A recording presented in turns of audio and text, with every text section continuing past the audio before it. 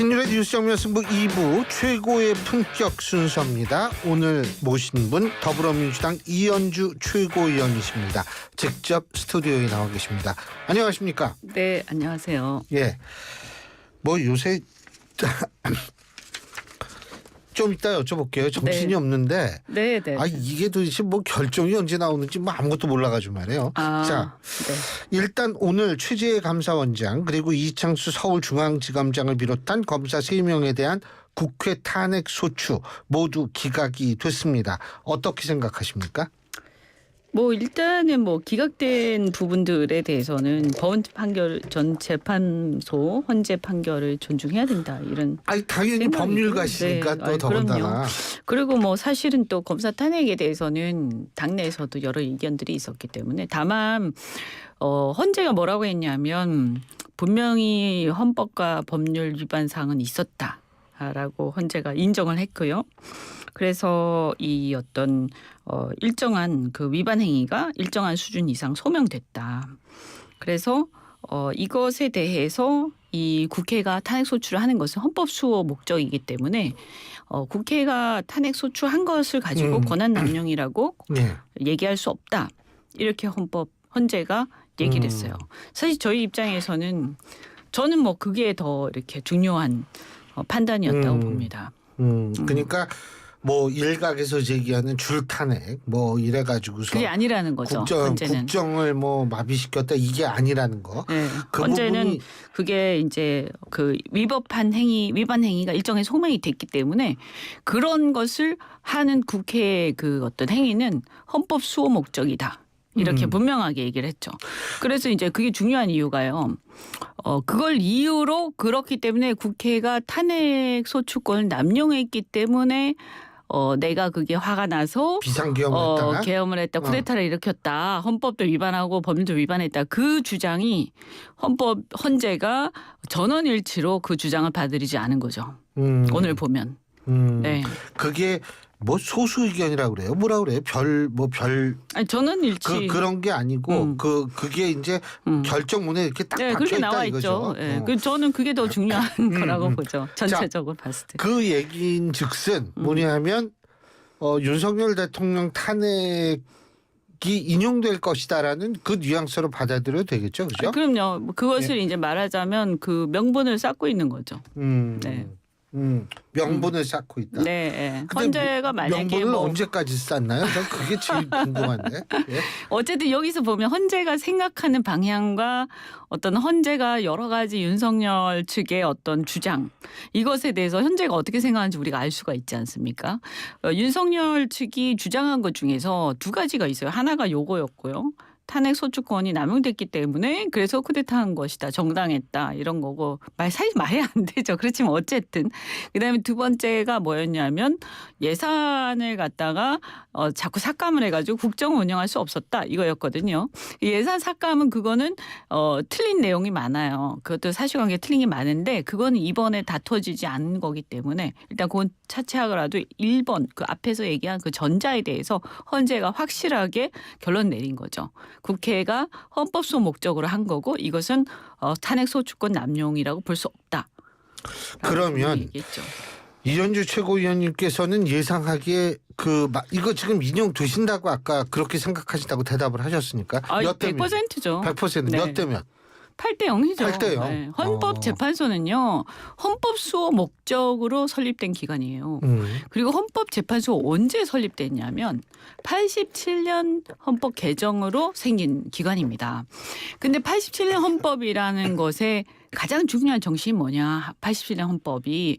그게 이제 전두환 정권이 물러나면서 여야가 합의해서 만든 개정 헌법 아닙니까? 그래서 그때 결국에는 가장 중요한 그때 어떤 그 깔려있는 정신이 이제 대한민국에서는 절대 군사 쿠데타는 안 된다. 그거죠. 87년 헌법의 가장 큰 정신이죠. 그렇죠. 네. 민주항쟁에 의해서 그때 생긴 거니까. 헌법이잖아요. 예. 그리고 그때 그때 말하자면 헌법의 정신을 무시하고 숱하게 많은 군사 정권에서 뭐 무슨 비상조치니 뭐니 하는 이름으로 이 국민들의 인권이 짓밟힌 그런 사건들이 많았어요. 그걸 이 헌법재판소가 생기면서 다 구제가 된 거예요. 그래서 헌법재판소 그 설립의 정신입니다. 그게. 그 어떤 취지고요. 그래서 이번에 윤석열 대통령이 탄핵 소추 당한 가장 큰 사유가 뭡니까? 비상계엄이잖아요. 그죠? 헌법의 절차와 실체적인 요건을 흠결해서 계엄을 일으킨 거잖아요. 물론 그 뒤에 더 많은 잘못들이 있지만 뭐 국회를 침탈하고 선관위 침탈하고 다 있지만 일단 군사 쿠데타를 헌법과 법률이 정한 조건에 위반해서 일으킨 거잖아요. 이거는 헌법 지금 헌재의 어떤 설립에 정면으로 위반되는 어떤 그런 거죠. 그래서 이거는 뭐 무슨 좌우니 무슨 진영 이런 거 다 떠나서 헌법재판소의 본래 목적 그리고 헌법 수호의 목적이라는 것을 굉장히 중시하는 헌재에서는 이거는 인용 안 할 수가 없는 거죠. 그렇군요. 근데 저는 그거는 뭐 추호도 의심하지 않습니다. 국민의힘 쪽에서는 네. 아니 그저 검사 세 사람 탄핵하고 이 최재해 감사원장 탄핵 민주당도 기각은 될 것이라고 생각했을 것이다라는 주장을 하는데 어떻게 보세요? 그 자기들이 어떻게 알아요? 그렇게 그리고 여기서 보면 위반 행위가 일정 수준 이상 소명되었다라고 분명히 설시하지 않습니까? 그러니까 위반 행위가 있다고 헌재도 인정하는 거예요. 다만 이제 이게 중대한 위반으로까지 봐서 이거를 탄핵할 정도라고 자기들은 보지 않는다라는 거고요. 근데 어쨌든 국회는 그런 역할을 하는 것이다, 하는 곳이다라는 거잖아요. 그러니까 어쨌든 뭐 저 국힘에서는 지금 요 부분 제가 말씀드린 요 부분이 있잖아요. 그죠? 국회의 의결 과정에서 필요한 법정 절차가 준수되고 일정한 헌법과 법률 위반 행위가 소명되었다. 그래서 등등등등 해가지고 탄핵소추권이 남용되었다고 할 수 없다. 이렇게 딱 얘기한단 말이에요. 그러니까 이거 보고 국힘에서는 아마 법률을 좀 아는 사람이라면 헌재가 지금 여기에서 지금 그 어떤 생각하고 있는지가 드러나는 거죠. 근데 그래서 이현주 최고위원님께서는 언제쯤 나올 거라고 보세요? 이 결정이? 윤석열 대통령 탄핵 결정이? 보통 이제 사람들이 뭐라고 얘기했냐면 변론 종결하고 나서 14일? 14일이라고 보통 얘기했는데 네. 그것도 뭐 무슨 정해진 기간이 있는 건 그렇죠. 아니고 그냥 과거에 그랬다 이런 거잖아요. 박근혜 때. 네.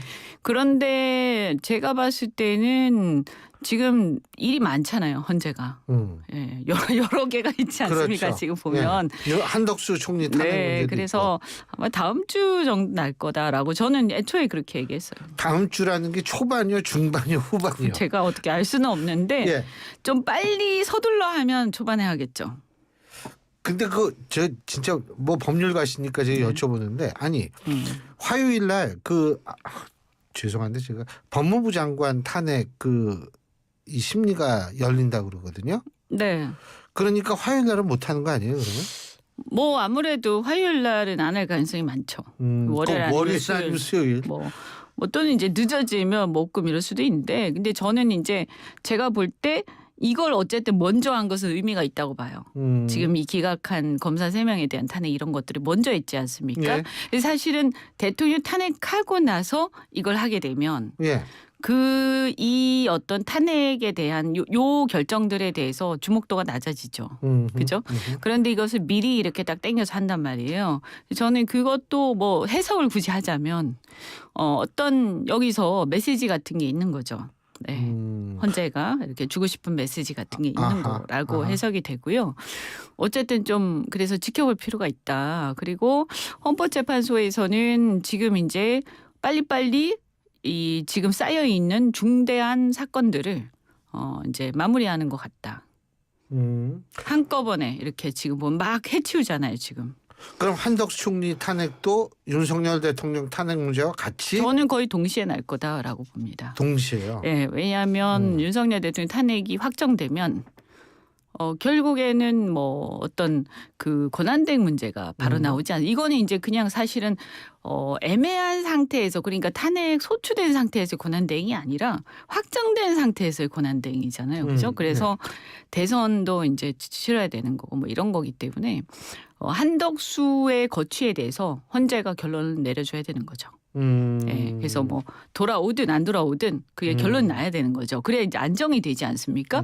그래서 제가 볼 때는 윤석열 탄핵과 거의 동시에 날 것이다. 뭐 그렇게 보죠. 이것을 막 길게 예를 들어서 대통령은 탄핵이 됐는데 예. 그다음 권한대행이 누가 올지 돌아올지 안 돌아올지 모르고 붕 떠 있는 상태로 놔두는 것을 헌법재판소에서 볼 때는 굉장히 불안정한 상태라고 볼 거고요. 현재 헌법 질서라는 측면에서 볼 때. 그래서 이런 것을 그렇게 오랫동안 끌지는 않을 겁니다.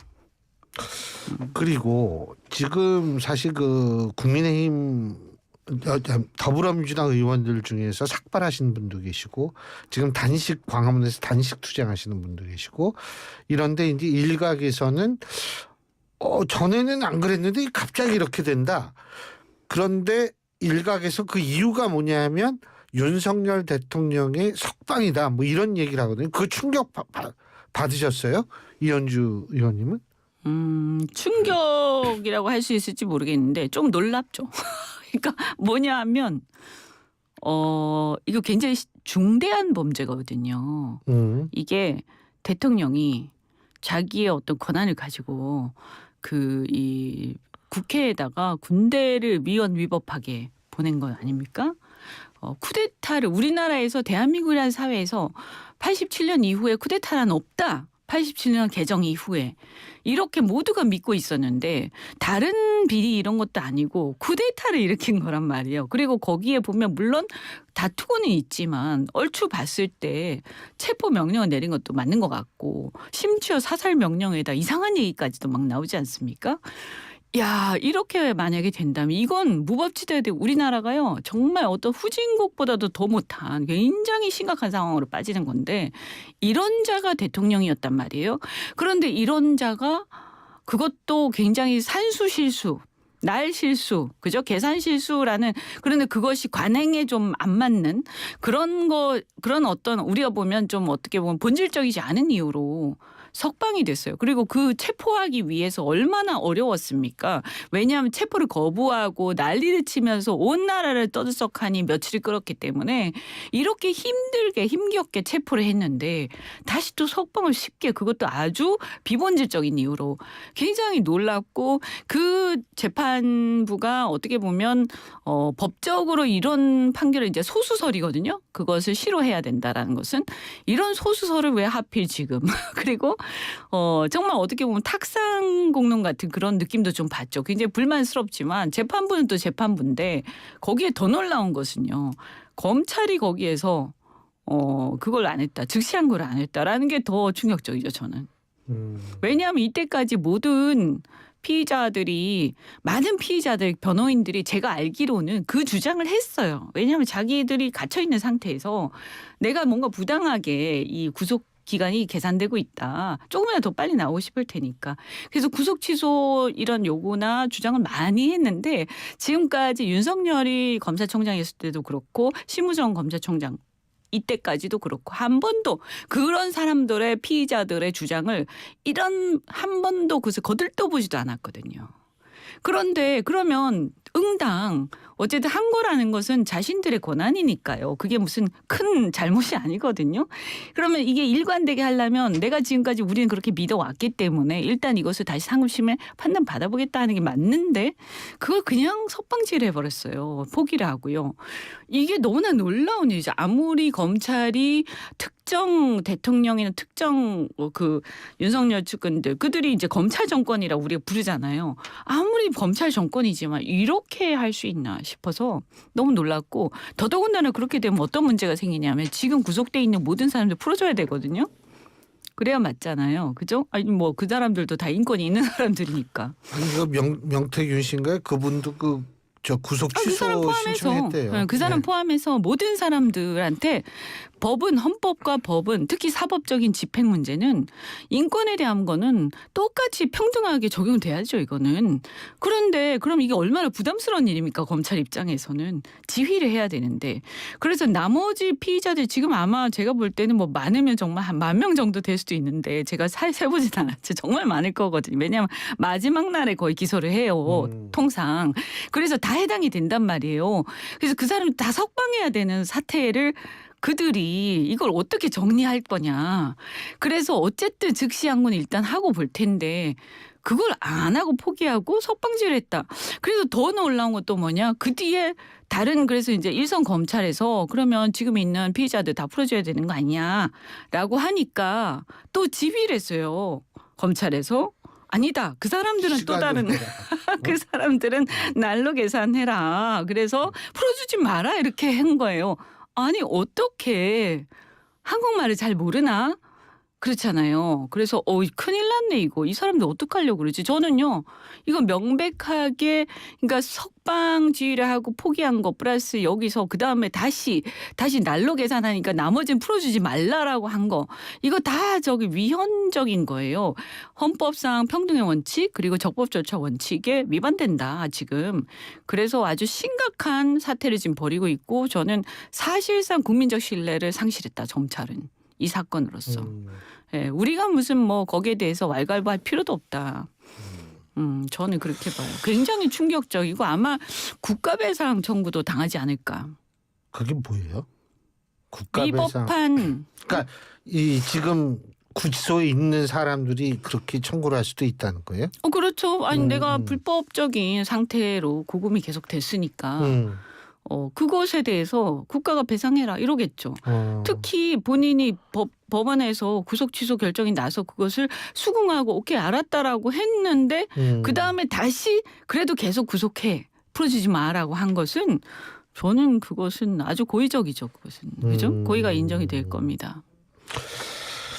자, 그리고 뭐 우리 청취자 여러분 다 잘 아시겠지만 우리 이현주 최고위원, 이현주 의원님은 그 변호사 이 사시하셔서 변호사하시고 또 대기업 임원도 지내셨던 분입니다. 그래서 이 경제 쪽에도 아주 밝으신데 지금 이거 트럼프 행정부 이 부분 있죠, 이 문제. 네. 이거 관세 위기가 이제 현실이 됐는데. 네. 이게 굉장히 국민들 입장에서 사실 불안하거든요. 네, 예? 그렇죠. 대통령도 네. 없고 없다라는 게 이제 권한이 정지돼 있고 지금까지는 이거 어떻게 보세요? 그러니까 빨리 불확실성을 해소를 해야 돼요. 그래서 빨리 탄핵도 빨리 결정이 나고 그래서 어쨌든 조기 대선을 빨리 치르고 그래서 새로운 정부가 이것을 책임지고 해결을 해야 이것을 대응을 해야 되는 거죠. 그런데 지금 보면 모든 게 붕 떠 있는 상태잖아요. 맞아요. 이런 것들이 어쨌든 이제 트럼프 정부가 협상을 하는 상대가 없는 거죠, 지금. 협상할 상대가 없는 거예요. 예.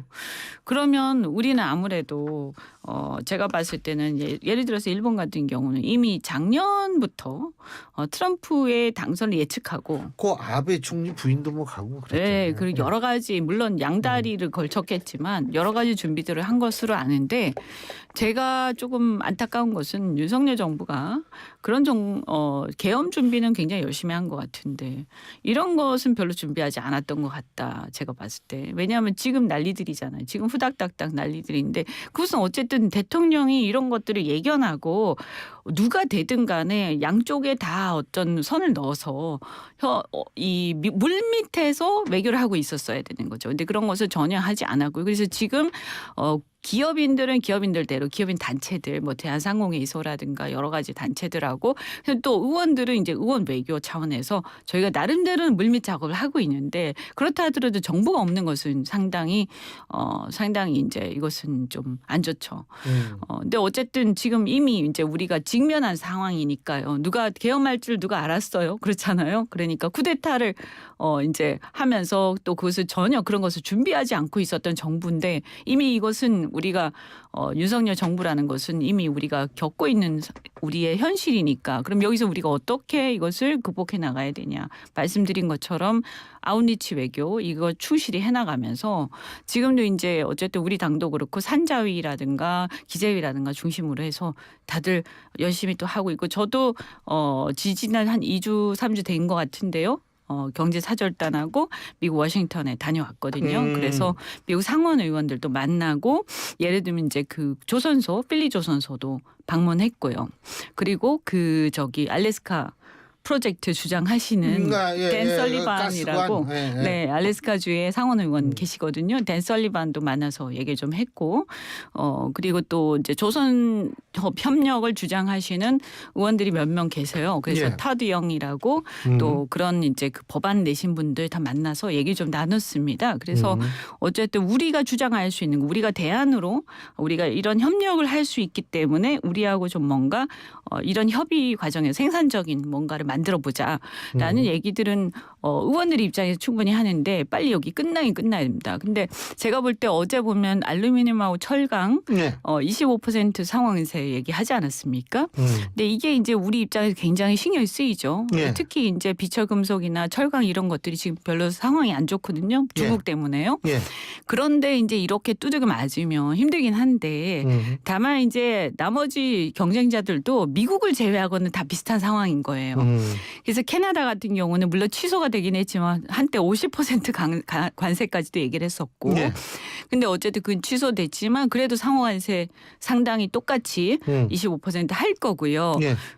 그런 상태이기 때문에 우리가 이제 결국에는 이 여건은 다른 나라랑 지금 현재까지는 크게 다르지 않은 거죠. 우리도 좋은 건 아니지만 다른 나라도 똑같이 지금 두들겨 맞고 있는 예. 상황이기 때문에 여기에 대해서 이게 상황을 잘 보면서 오히려 우리는 이제 다른 나라가 지금 당하는 걸 지금 보고 있지 않습니까? 예. 그러니까 이런 것들을 참고해서 우리의 대응 전략 이거 세워나갈 수 있죠. 그래서 아까 말씀드린 것처럼 예. 예를 들면 알래스카 프로젝트 우리 관심 있다. 다만 이거 경제성 문제가 있어서 쉽게 얘기할 수는 없지만 관심이 있다는 표명 정도는 했거든요. 저도 그렇고. 그러면 이런 거에 사실 참여하는 것은 시간이 굉장히 길게 걸려요. 그렇지만 하지만 여기 관심 있다라고 할 때 그러면 여기 경제성이 좀 떨어져요. 걸프만에 비해서.